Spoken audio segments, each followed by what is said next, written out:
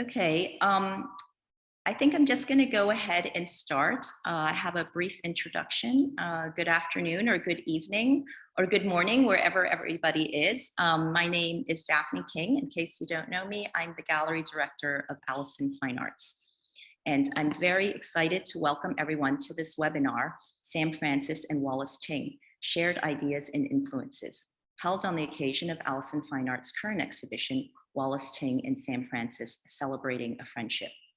This exhibition examines the relationship between Ting and Francis through the 18 works on display created between the 1960s and 90s and Ting's iconic book, 1 Cent Life, which Francis supported and edited. On display as well are some archival materials consisting of photos, catalogs, letters, and postcards. By juxtaposing Ting and Francis's work together, this exhibition sheds light on the relationship between these two greats and also reveals the ease at which Ting was able to fully immerse himself in the Western art world. This was not an easy task given the language and cultural barriers, and it is my hope that through this exhibition, we'll be able to recognize the role of Ting, a Chinese diaspora artist within a broader global context.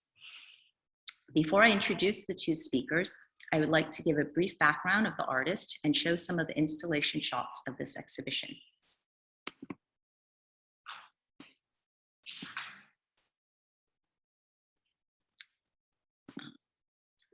So this is an image of Wallace Ting, who was born in Wuxi in Jiangsu, China in 1928. He is a Chinese diaspora artist and a poet celebrated for his colorful and bright depictions of animals, flora, and sultry women.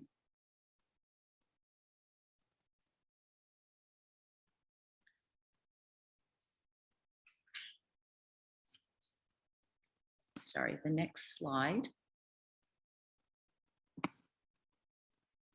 Sorry, are you sharing the next slide?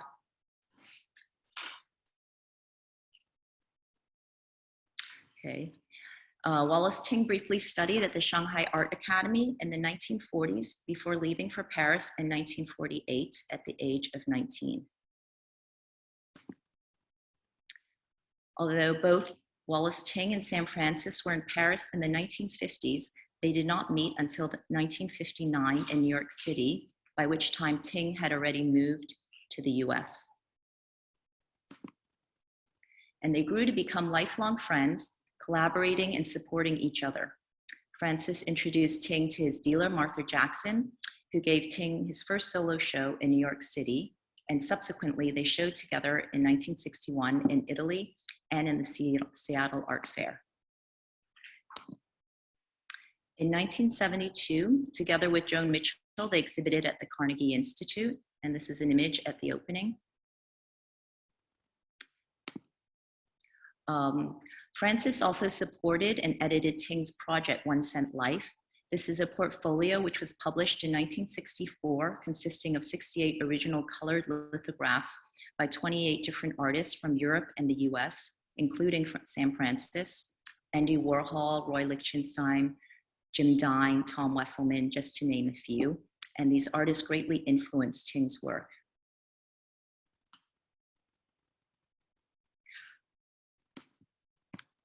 And I'd like to share a few other images of just the installation shot of the exhibition.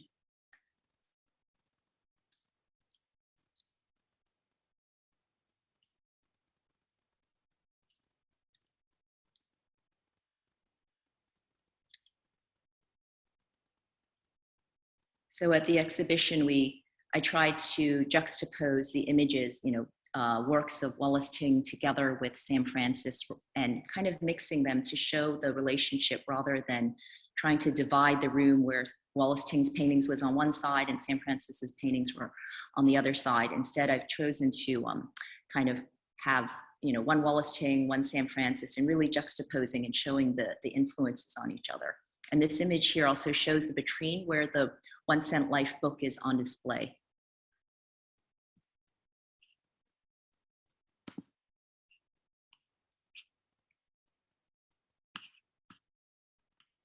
And that is it for the slides that I'm going to share. And so without further ado, I would like to introduce our two esteemed speakers. First is Debra Burchett-Lere. I hope I pronounced that right. She brings a range of professional and international art world experiences as an author, curator, and executive director of the Artist Endowed Sam Francis Foundation. Her background includes key positions in the Fine Art Limited Editions print studio Gemini and the Los Angeles Institute of Contemporary Art. For over 25 years, Debra has collaborated on museum exhibitions, including projects with the Museum of Contemporary Art in Los Angeles, Sotheby's, New York, and Jeu de Paume in Paris, just to name a few. She has authored books and catalogs, including publications by the Getty Museum Conservation Institute in Los Angeles and the University of California, Berkeley. And the other speaker we have with us today is John Seed. He's a professor emeritus at the Art and Art History at the Mount St. Jacinto College. He has written for Arts of Asia, Harvard Magazine, The Huffington Post, and hyperallergic.com. Since 2013, Seed has served on the board of the Sam Francis Foundation, which sponsored his research on the friendship of Sam Francis and Wallace Ting. So welcome, Debra, and welcome, John. Thank you so much for agreeing to participate in our discussion. Just a quick note of housekeeping, we will be happy to answer any questions at the end of the talk. And if you could just please type them into the chat, we'll save the last 10 minutes to answer as many of them as we can. So with that, John, can I start off with you? Absolutely, I'm ready to go. Okay. As the director of the Sam Francis Foundation, can you talk about the role of the foundation? Well, actually, I'll make a small correction. Debra is the director of the Sam Francis Foundation. And I've been on the board for 7 years, serving as a board member. And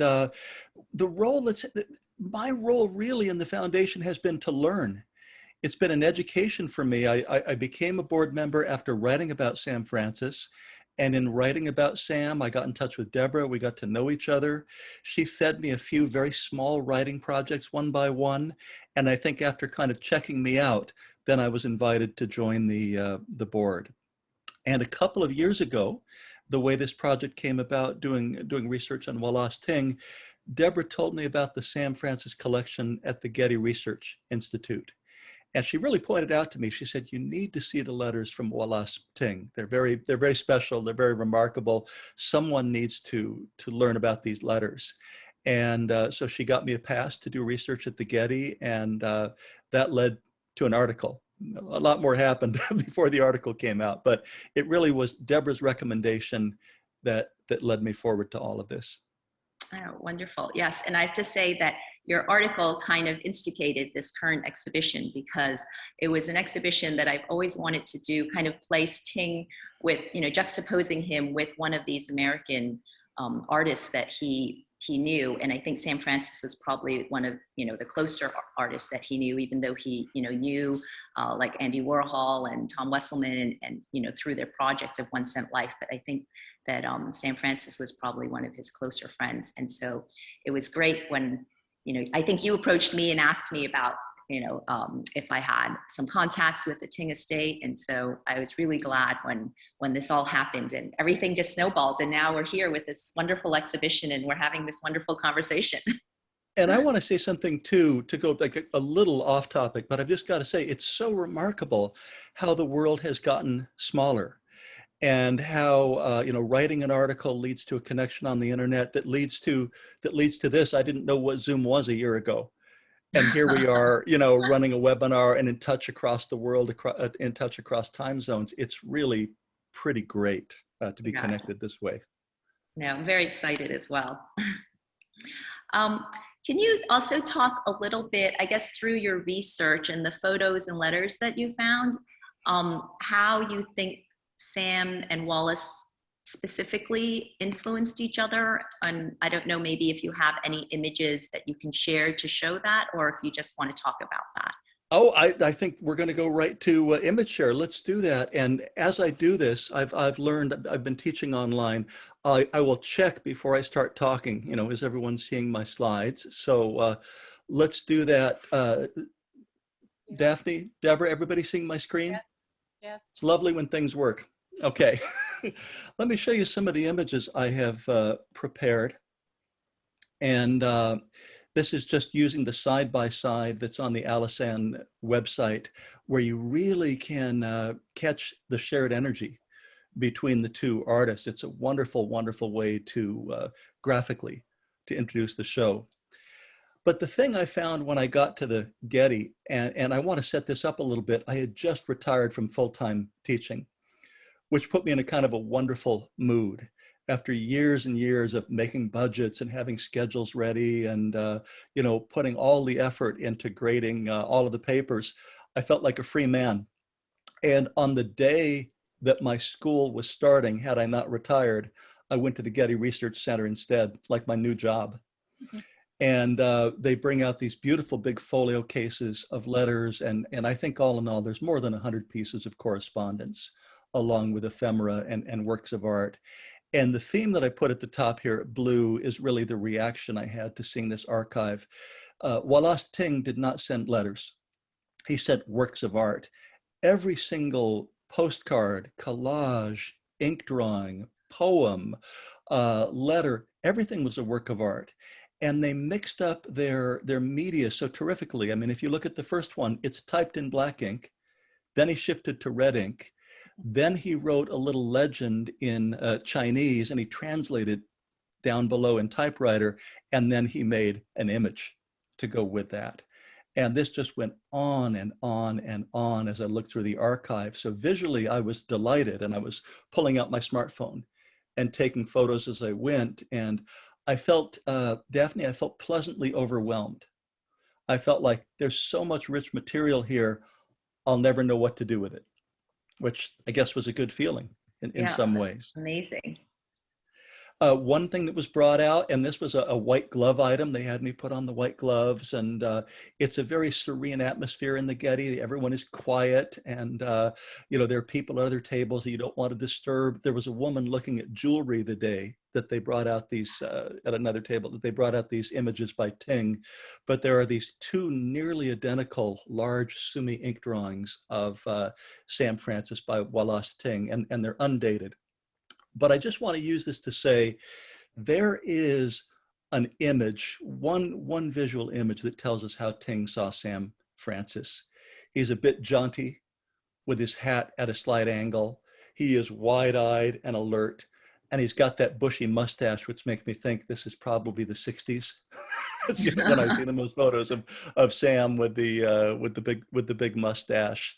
And there's no question that Ting looked up to Sam tremendously. The first letter in the collection, which I used to title my article, it says, "Dear Big Sam." And of course, with Sam being, Deborah probably knows, maybe 5'4". You know, how tall was Sam, Deborah? 5'6". 5'6", a little taller than I said.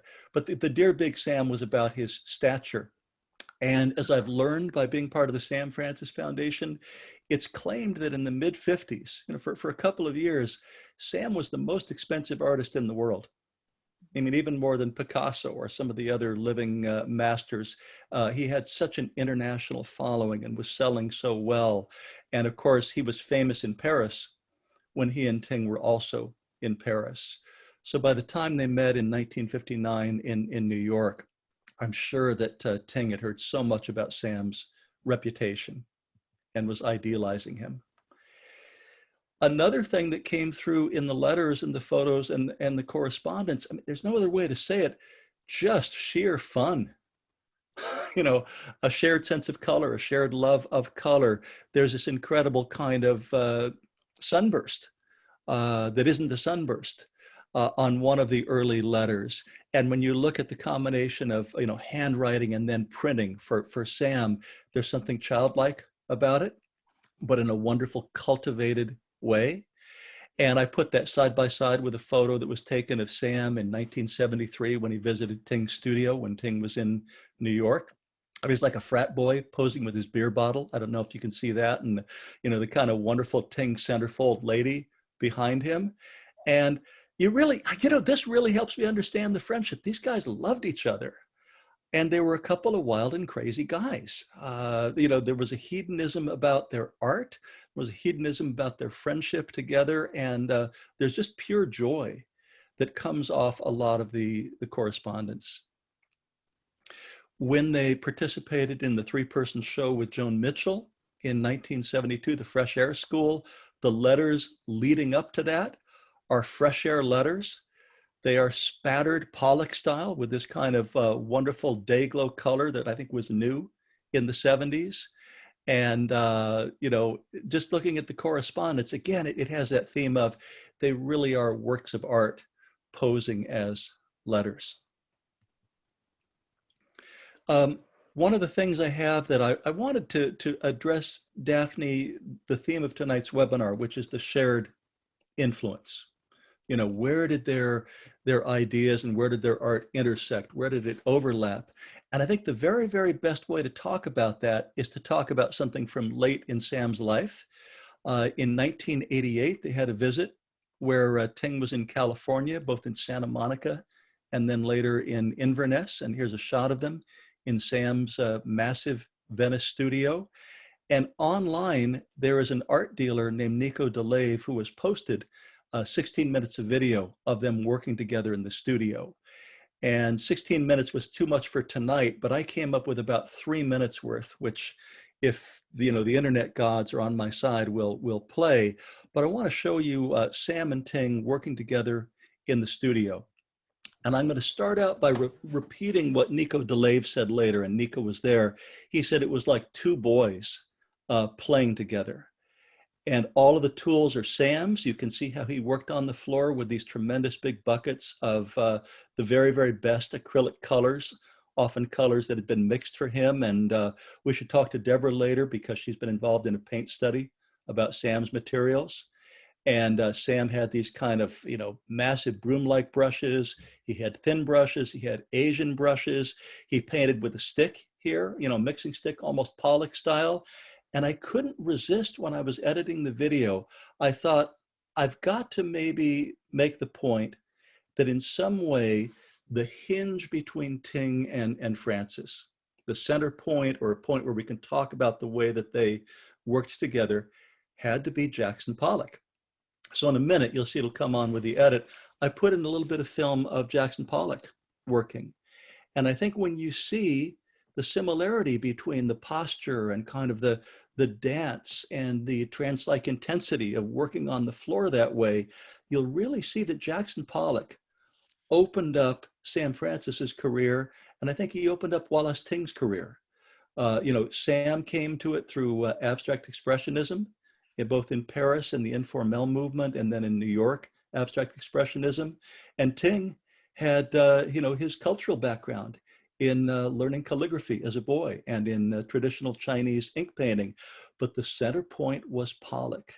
The center point was the wonderful kind of expressive, brushy, fluid quality of painting that they were able to share. So it's really remarkable because I think of them as very different men, as very different painters in many ways. But here they are in 1988, same materials, same paints. I don't think their collaborative painting has lasted. I asked Mia Ting about it and she said, I don't think it survives, but I've been wrong before, was what Mia said. But it's a wonderful kind of moment of union to watch that video and to think about them, you know, painting together in Sam's studio. And you also can see what a, I don't know, what a pasha Sam was, you know, in his chair in this massive, massive space with his, what is 20-foot grid painting behind him.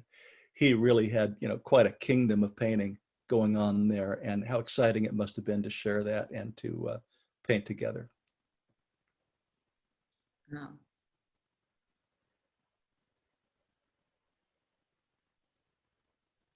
And one last shot, I think, over here of Ting still working.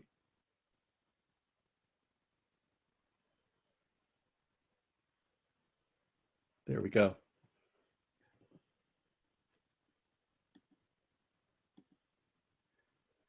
So I just wanted to say one more thing before we turn to Deborah, and that is, I just wanted to show you a picture of where the Sam Francis papers are.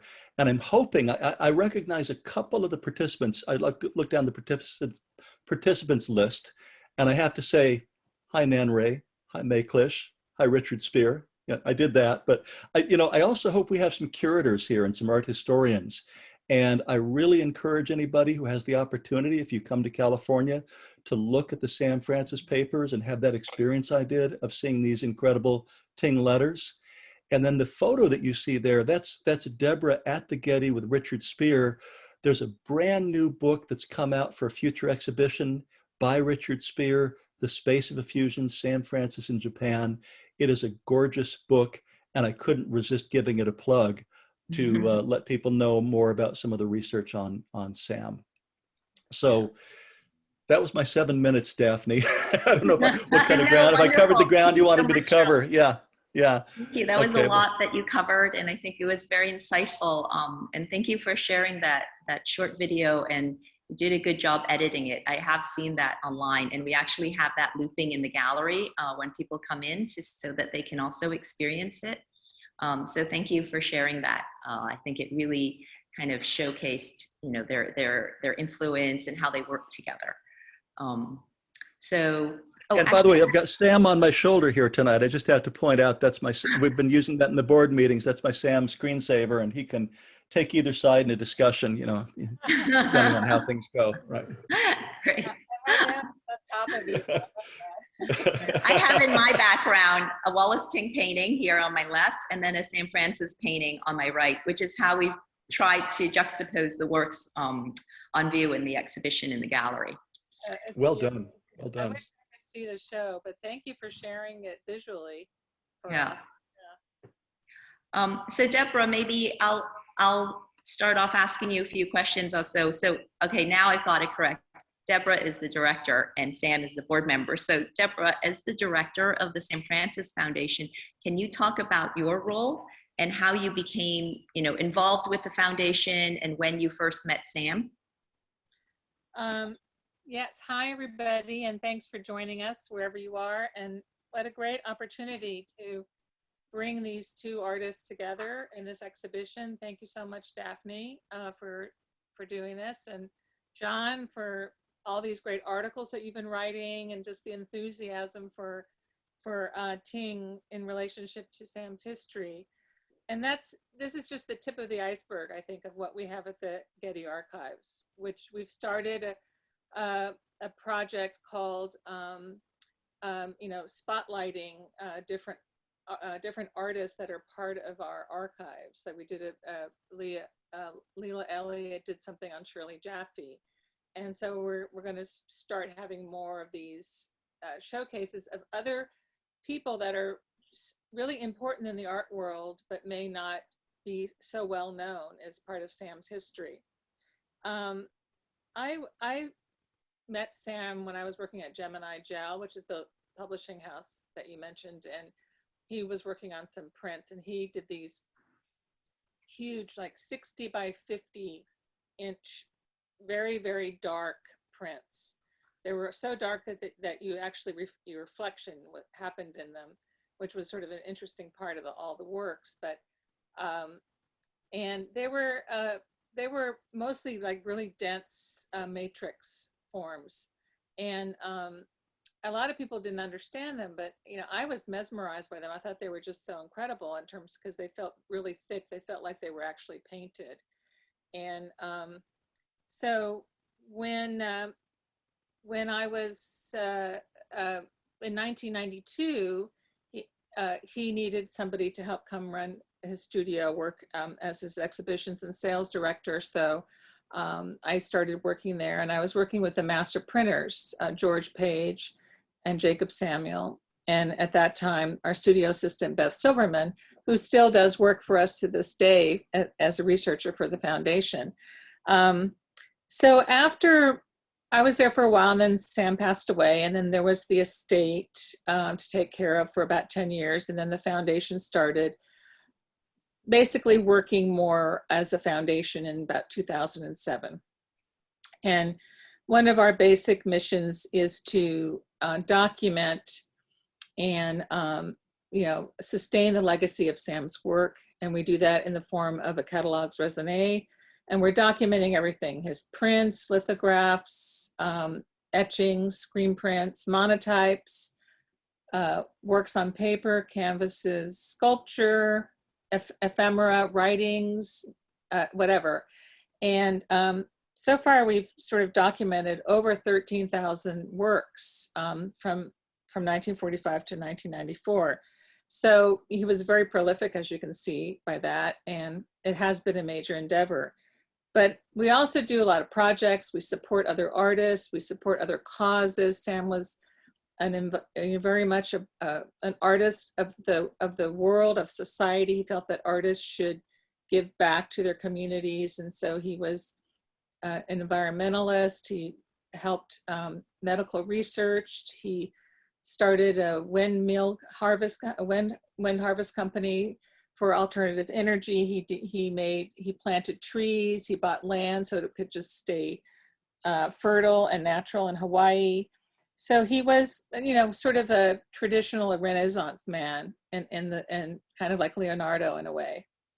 So that's basically how I started working with him, and I took on his legacy as my mission in life.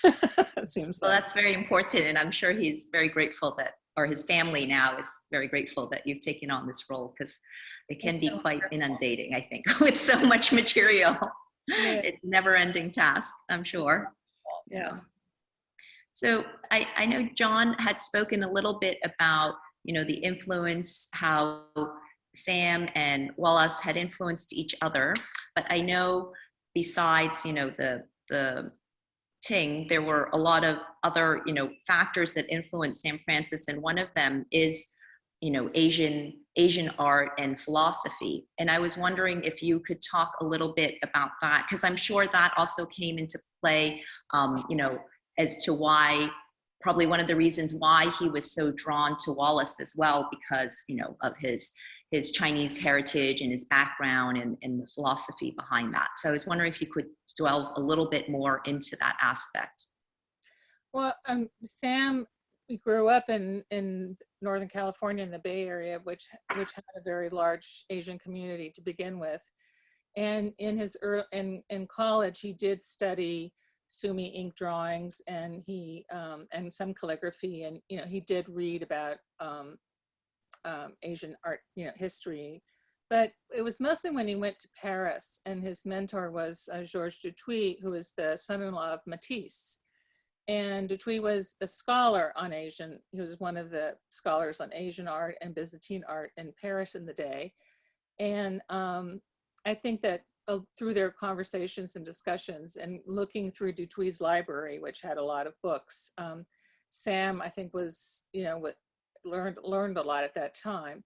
And then Dutuit's office was a sort of a gathering ground for writers, philosophers, playwrights, dealers, curators. They all got together. So there was a lot of sharing of ideas at the time. And, we don't really know if Sam and Ting didn't meet sometime in Paris, because Ting showed at Facchetti Studio, which Sam would have gone to his show because Sam also was part of that whole circle. So there's a possibility that they might have just met casually at an opening or something. And they had mutual friends, the Cobra artists and Carla Pell, all of them, Constant, Cornell, so there seems to be like there might have been some meetings earlier on, but we just don't have it confirmed yet. And I think at the time after World War II, in Paris and New York were both places where people were moving to and traveling. And I think everybody was interested in other countries, and you were able to travel easier because of flight. And I think Francis was also really trying to find himself because, maybe I could, I could do some, if my slides show, no, because Sam was in bed from spinal tuberculosis in World War II, where he started to paint. So, and then from in the 44 to 45, 46, 47. So when he left California to go to Paris in 1950, he wanted to explore the world, and he wanted to meet everybody that he could meet. So it wasn't unusual for him to befriend artists from all different countries, Europe, Canada, Japan, China, and it was also a major crossing point between Paris and Tokyo at the time too. So with Michel Tapier, who was very much involved with what was going on in Tokyo at the same time, as well as what was going on in Paris. So I think he was exposed a lot in Paris, and it just, made him want to learn more. And I just have, I can actually, in terms of Ting and Sam, can you see this? Can everybody see these slides? No. No, I'm not sharing yet. Okay, hold on. Share my screen here. There it is. I got it.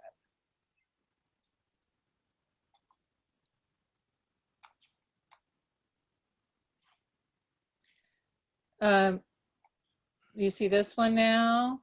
Yep. Okay, hold on.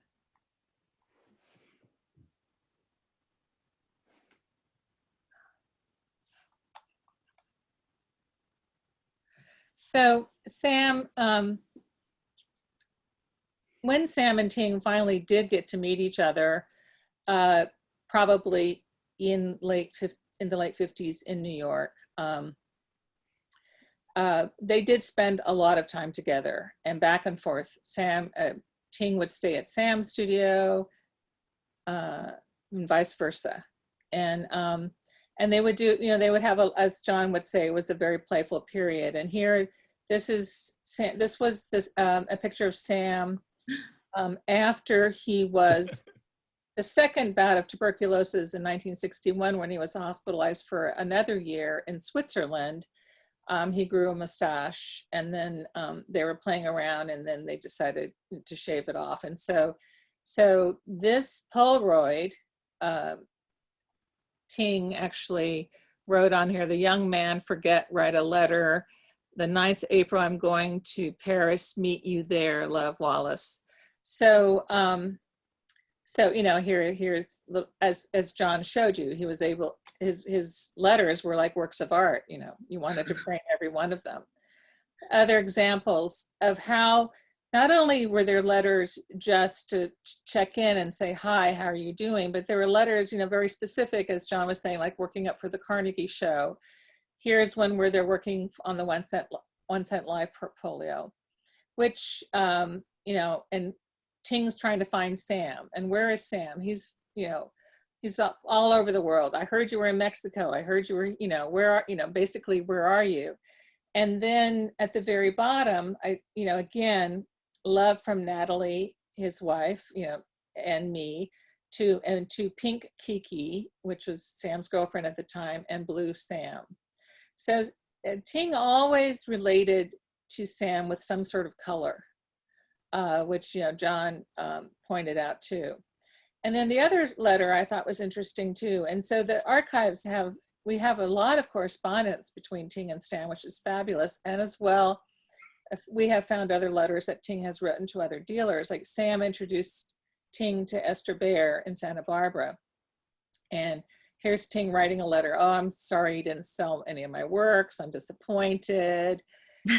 But then, he goes in, "But Sam was here, and he sold all his big gouaches he'd bring from LA, and he painted 10 more in my studio and bring to Europe day before yesterday."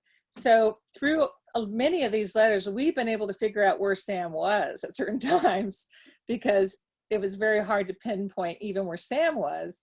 But, so this is a good example for us. It reminds me of that. Yes, Sam was in New York in 1970, painting at Ting's studio.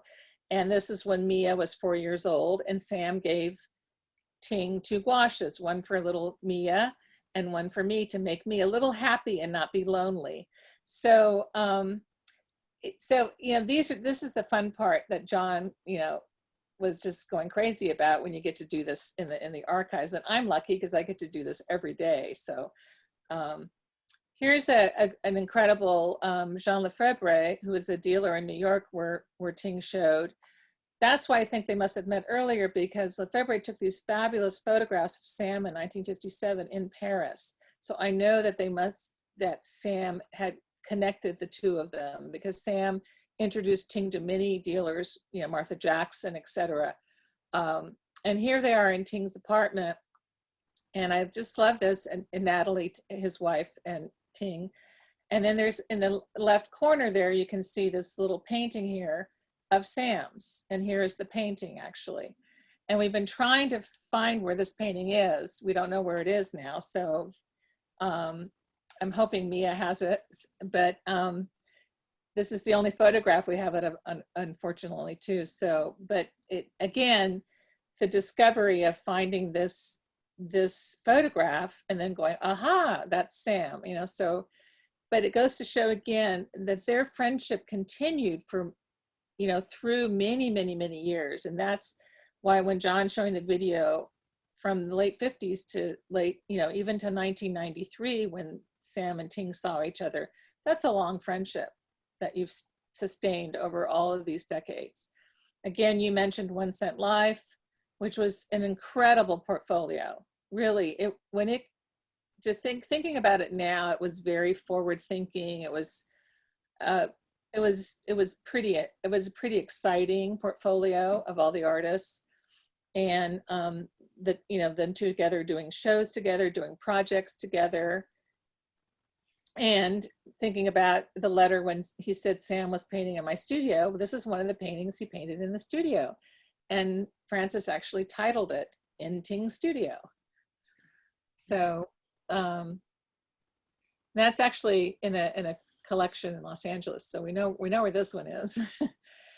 And again, they shared so much. Like, this is a picture of the litho shop where Sam started his own lithography studio. And Ting is there dressed so dapper in his suits. He always dressed to the nines.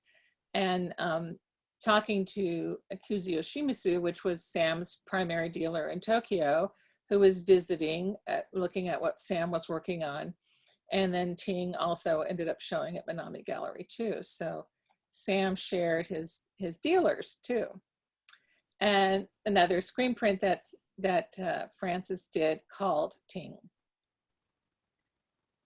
He did this one at Gemini. You asked about the Asian influences, and this is just another example of how Sam would jot down titles. He wrote a lot in aphoristic, you know, poetry, phrases, thoughts, ideas, and he kept notebooks where some of these things are jotted down. And here you can see some titles that he was thinking of. And, you know, so obviously Asian Dyes and Goldenrod and, you know, China Nine Puffs and Crane and Horse, and, you know, all of these things that he was thinking about in terms of some sort of Asian thoughts or aesthetics.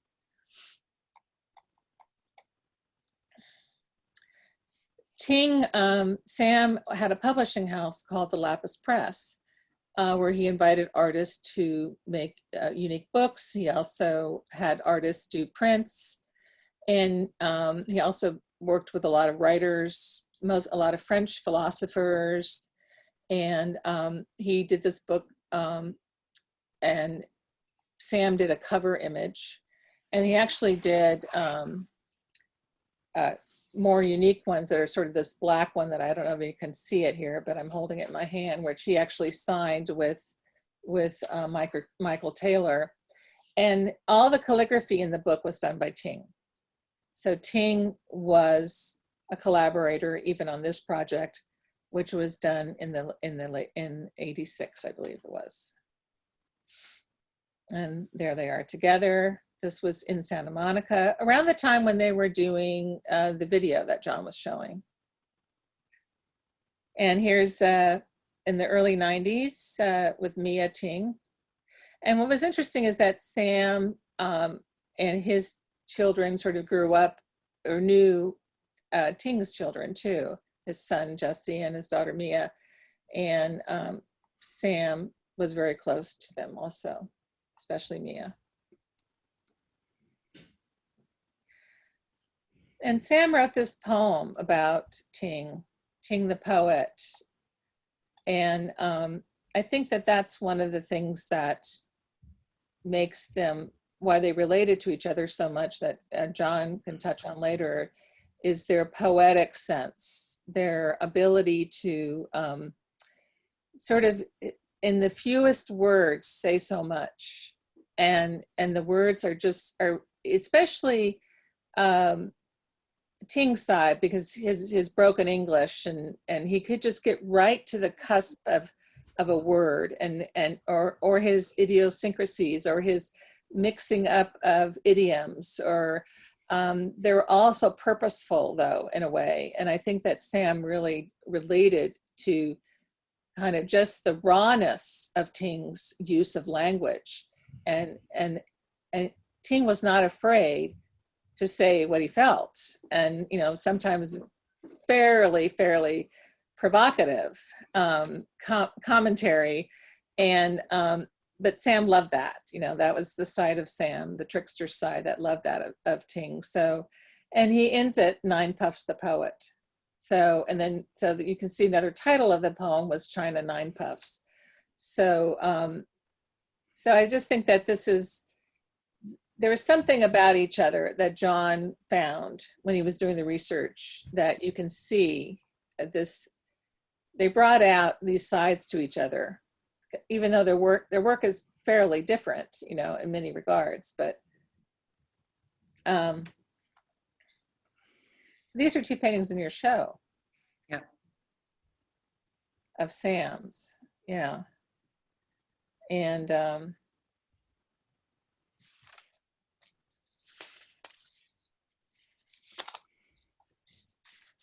I think that's basically all I was going to talk about. So, I mean, all my slides. Okay. No, thank you. Thank you for sharing that. That was very fascinating. And I mean, even though I've known, I've known Wallace Ting when he was alive. I met him, and our gallery did many exhibitions for him since the 80s. And he would always come to Hong Kong and with Mia, and at the time he had another girlfriend. And he was just, when he came in, it was just like so much excitement going on. And so I think, the picture that you're painting, I'm sure was the same when he was with Sam together in the studio. There was just so much excitement, so much joy, and just kind of, even, I guess, we were talking about his name, Wallace, and what that meant. Like in Chinese, it meant like, in Shanghainese, which he is, means it's written as Wallace, and he just transcribed it into English, and that actually means like naughty boy. Mm-hmm. So I think that was really apt, and you can kind of see how that relates to his name. He even thought of it like that, and I can see through the images that you've been sharing with us that that's probably the two of them maybe up to no good, like naughty and fun kind of relationship that they had. So yeah, I'm really excited to see this, because I haven't actually seen any of those letters that both you, John, and Debra have been sharing. And in particular, I think the poems that you shared, the poem that you shared also was quite interesting, because I think that oftentimes when we think of Sam Francis and also Wallace Ting, that people don't really know anything about their poetry. But I imagine that for Sam, and very much so for Wallace, that was part of their creative process as well. And when we were talking about the 1 cent life, that's kind of what bounded the whole portfolio together, because Wallace would write a poem for each image that these artists contributed. And kind of pidgin English, he would put it together, but say it so succinctly. It maybe sounds a little far-fetched to say that Wallace was a little bit like a literati painter. I mean, I know I'm stretching it a little bit to bring that into the pop art period, but Yeah. that ideal of being the poet and the artist and the calligrapher was Yeah. something that Wallace had grown up with, and I think that Sam wanted to be that too. I think in seeing Sam writing poetry in response to Wallace, I think he's joining that tradition. And I also wanted to say, I was thinking about the poem that is in your the catalog, the e-catalog that you put out, where at the very, very end, it came from a letter that Wallace writes, well, Sam is violet and Ting is yellow. And I want to tell you my theory about what that was. I think he was teasing Sam, because Sam was always blue. We have a new book that came out about a year ago that the Sam Francis Foundation published that, it's cobalt blue. And that was his signature color. And you saw the picture of Sam in his blue jacket there with Mia. He wore blue to his opening in Germany, near the end of his life. And so I think Wallace kind of took it and said, no, violet. And like you can have a little bit of fun with your best friends. You can tease your best friends. And they always called each other Sam and Ting. That's what Mia was telling each other. I called them that as if I knew them. I met Sam at an airport once, but I didn't know him. And there's a sense of brotherhood and camaraderie and gentle teasing in a lot of what happened between the two of them. Yeah. Yeah, it seems like that. And I remember also when on a trip when I went to New York, and Wallace took me out to dinner in Chinatown, and he always just lived life to the fullest. I mean, even when he came to Hong Kong, he would want to stay at the best hotels.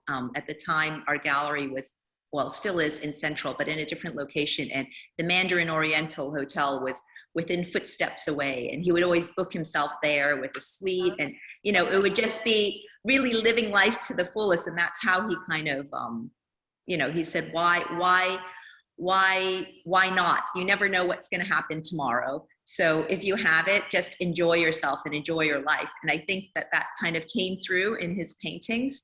And I think, Sam's work also, that kind of comes through as well, that, they're really joyful and enjoying their life and really putting it all out there on their work. Exactly. And as Debra knows so well, I mean, Sam had been through a tremendous amount of pain, a year after his military accident of almost torture, being in Fort Miley on his stomach and learning to paint watercolors. And then, as she pointed out again, in Switzerland in 61, and throughout his life, had pain and medical problems. So the flip side of that, when he was away from that, when he could be free of those things, it was joy. Yeah. Actually, Deborah, I had a question.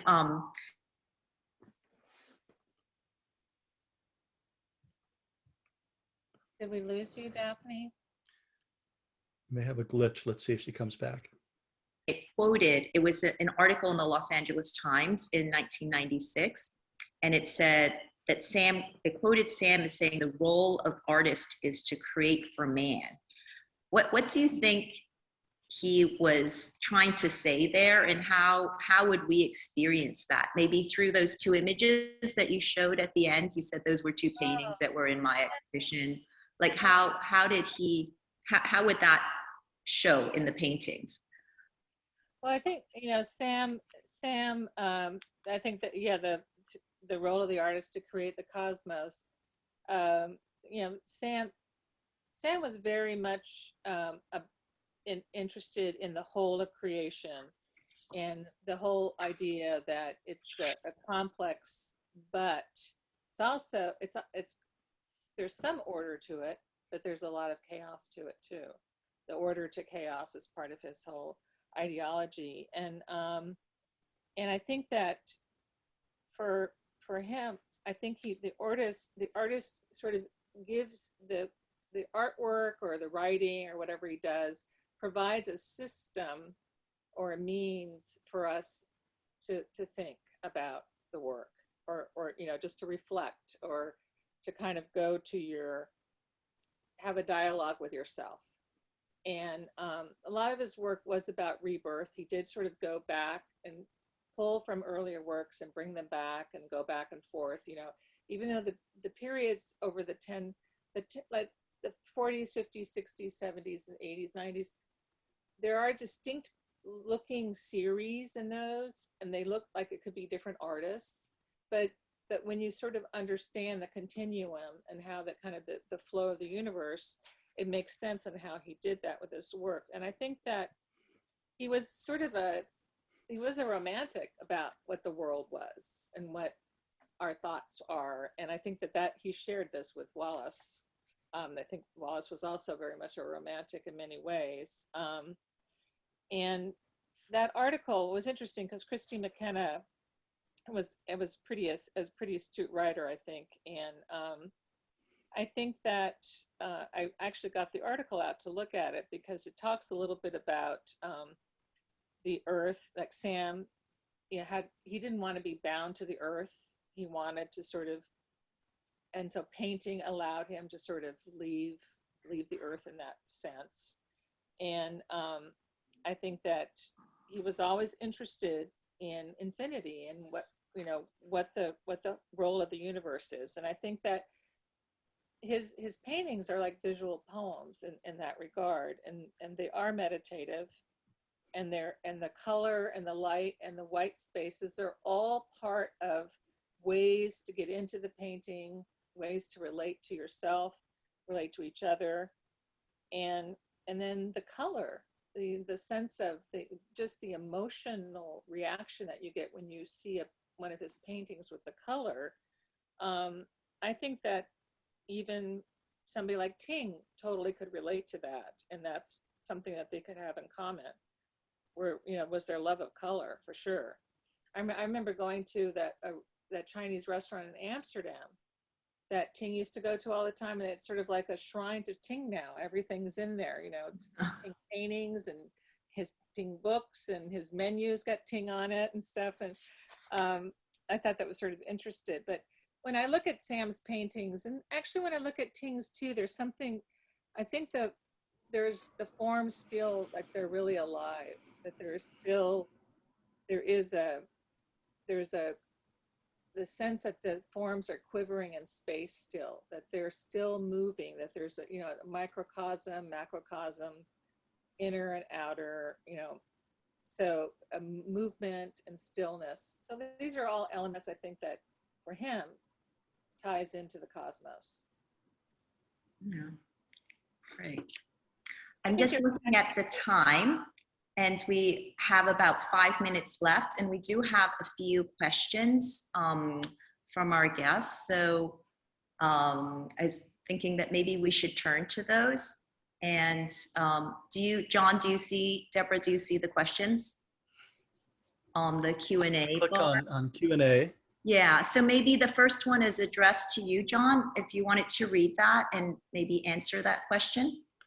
Well, okay, the first question is from Richard Spear, and he asked me, do I see a connection between Sam's friendship with Wallace Ting and with Yoshiaki Tono in terms of temperament, good humor, irreverence, etc.? And Richard, here's my answer for you. It's going to be a very lame answer. I have no idea, but I want to talk to you about Tono, and you can maybe help me answer this. So I need to know more about him. And then there's a follow-up to Richard's question. Do I find a relationship between Ting's nudes and the work of one of Sam's guiding lights, Henri Matisse? Yes, I think I do. And rather than maybe answering that directly, I want to say something about Paris. The way I was educated in American universities, you come to 1946 and it's New York 24/7. All the artists I heard about were connected with New York, and we're always told, well, Paris was being rebuilt and Paris had fallen away as the art capital of the world. And even Sam had some of that when he wrote letters back from Paris. He said, oh, I don't see much here that's very good. That's what he said at first, before he got to, found his way around. But Paris was this crucible that attracted, among other things, very, very great Asian artists, Vietnamese like Le Faux and Vu Cao Dam. And then later, Zhao Wuqi, who Sam knew, who I think is an amazing artist. And when you think about, when I've read about some of the things that happened in Paris, in 1956, there was a show where in the Petit Palais, they had Chiang Kai-shek, traditionalist paintings in one wing, and they had Henri Matisse in the other. You know, can you imagine seeing those two shows? So circling back to Matisse, I think, of course, there was an element of Ting trying to be Matisse when he renamed himself. There was a little bit of Matisse in that name, Walasse Ting. And then through Sam, he would have had connection to Dutuis, to the Matisse family, and to what Sam had absorbed from the Matisse aesthetic. So there's a full circle there, and I better stop talking. I'm going to use up the whole 5 minutes, but let's talk soon, Richard. Yeah, no, I was going to also say the same thing where you said that Wallace's name was a little bit of a play on Matisse. So there definitely was an influence. He really admired Matisse, and in some of his paintings, you can actually see, you know, the nude paintings that he did. There is definitely a reference to Matisse in what he was trying to do. Yeah, I would say sure. he replaced the odalisque with the centerfold, I think, is what Ting did. Yes, that's what I was trying to say. Yes, I got right to it, yeah. Exactly. Yeah. Yeah. Yeah, I see that that Richard asked if you work with Mia Tings and Jesse, and you do. You work with the. Yes, very closely. I do work with both Mia and Jesse, you know, their estate, and actually all the paintings from this exhibition are from the estate. Oh, yeah. Yeah, and we continue to work with them. The gallery's had a very long relationship with Wallace, and now I have a fairly good relationship with Mia and Jesse as well. Yeah. Maybe you could answer the other question, Daphne, about did he write his poetry in Chinese? Yeah, so he did. He did write his poetry. Wallace wrote his poetry, you know, as we know, in his funny English, in the uncorrected and ungrammatically incorrect English, but he also wrote his poetry in Chinese. And there is a book that has been published, but I think it's out of print right now, with, you know, his Chinese poetry and his English poetry with some images. I think it was, I can't even remember when it was published, but Richard, I can get back to you with the name and a title. It might be available on you know, eBay or wherever for a second source, but it's out of print. Yeah. On that note, I think it's a good way kind of to end our discussion and talk. And I wanted to thank you both again so much for joining me and sharing all your, you know, your research, John and Debra, your work with the foundation. And I'm really glad that, you know, we've been able to connect like this. And also to all the viewers who, I know some are staying up very late, and maybe some are getting up very early in the morning, and some are rushing out to lunch now here in Hong Kong. So thank you very much all for joining. Are there any last words, John or Debra, that you would like to share before we all sign off? Can I say one thing real quickly? Because I did see one last question. I'm going to give like the 10-second answer. There's a question from May Klish. And by the way, May, if I stop my video, May made a little painting of me that I'm using as my avatar. That's May's painting. Oh. So I had to show you that. But May asked, do I know of any artists now that have friendships like this? And my answer is, no, I don't. But boy, would I like to meet them, because isn't friendship like this what life is all about, and what could make, you know, inspire for great art as it did for Sam and Ting. So I wanted to respond to May, and just to Daphne and to Debra and to Pansy, to everyone, to say thank you for welcoming me to the webinar tonight. I've really enjoyed talking with all of you. Thank you. Yeah. And just one last word from me. Our exhibition here, if you are in Hong Kong, is going to be up until the end of this month. So I hope you have time to come and see it.